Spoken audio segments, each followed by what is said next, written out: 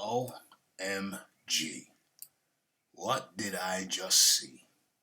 Nice and briefly, nice and sweetly, what I just saw was Regis Prograis get a win that he should not have got.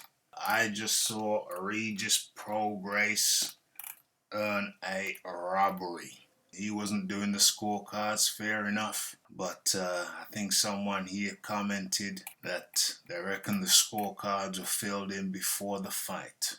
What I just saw was Regis Prograis get a decision in a fight where he barely landed more than a couple of punches per round.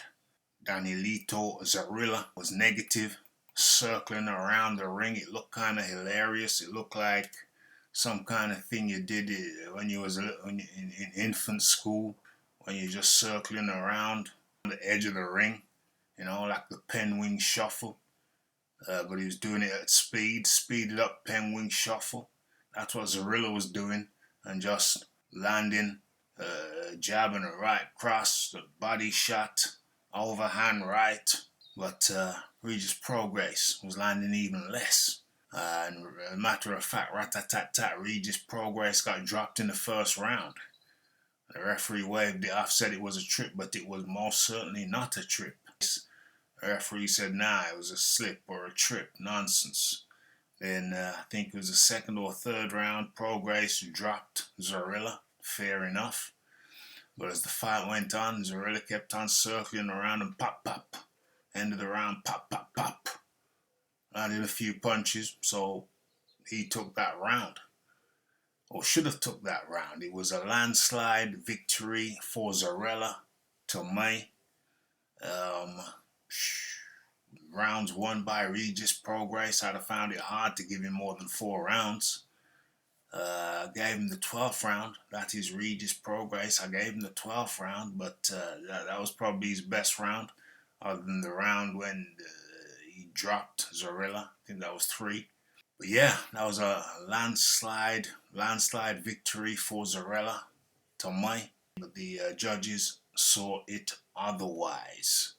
Judge Metcalf, 114 to 113 for Zorrilla, and even that was too close. Robert Tapia scored it 118 to 19. That was a crazy score for Prograis, absolutely outrageous. If anything, that should have been reversed for Zorrilla.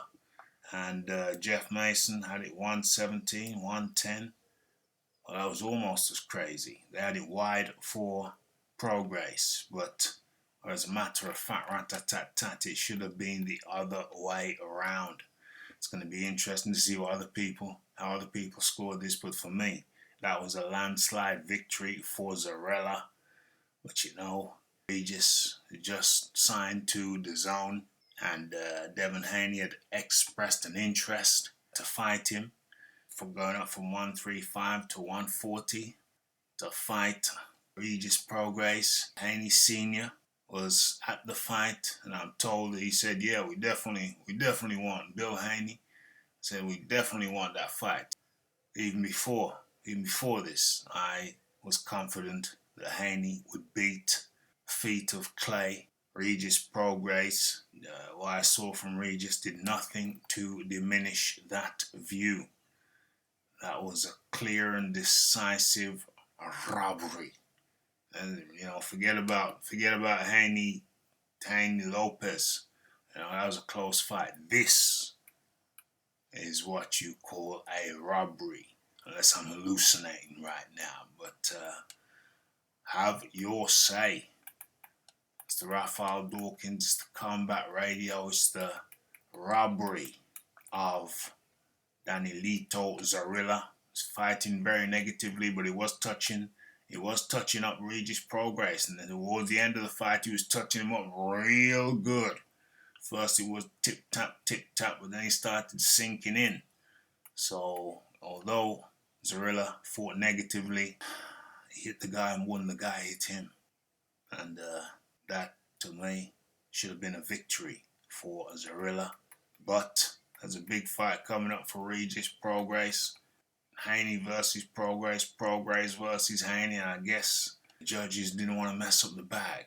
It's unfortunate, but that's what it looked like to me. Anyway, have your say.